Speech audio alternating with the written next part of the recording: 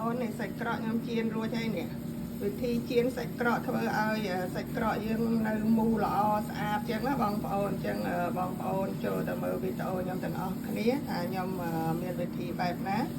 បង្ហាញជូនបងប្អូនហើយសាច់ក្រកខ្ញុំនេះញ៉ាំជាមួយជ្រក់ស្ពៃបងប្អូនតិចទៀតខ្ញុំហាន់វាទូចទៅដាក់ម្ទេសដាក់ខ្ទឹមសអីចឹងណាហើយញ៉ាំតបមួយសាច់ក្រកទៅឆ្ងាញ់ណាបងប្អូនអើយថ្ងៃនេះមកជៀនសាច់ក្រកបានមុនជៀនសាច់ក្រកខ្ញុំដាក់ស្ងោរបន្តិចសិនណាបងប្អូនខ្ញុំធ្លាប់ឃើញ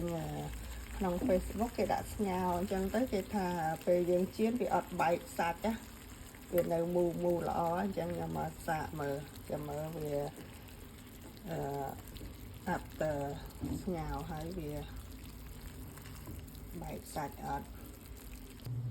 ឥឡូវនេះខ្ញុំស្ងោរវាបានឆ្អិនខ្លះហើយខ្ញុំស្រង់ដាក់ចានយកវាទៅជៀន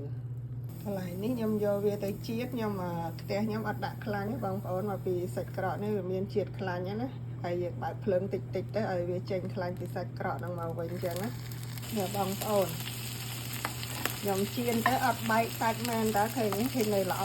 ធម្មតាបើយើងជៀនវាអត់ស្ងោរដាក់ជៀនអញ្ចឹងវាអ្នកវាប្រេះអាកន្លែងស្នាមវាចងហ្នឹងប្រេះបែកសាច់មក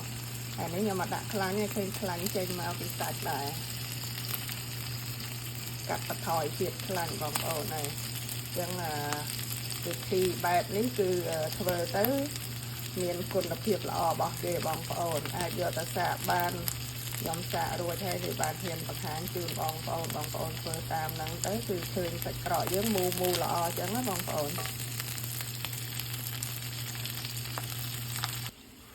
លើសាច់ក្រកខ្ញុំជៀនឆ្អិនហើយបងប្អូនឃើញថាល្អបងប្អូនអត់មានបែកសាច់រីកស្ញែងស្ញាញអីទេនៅមូលល្អអញ្ចឹង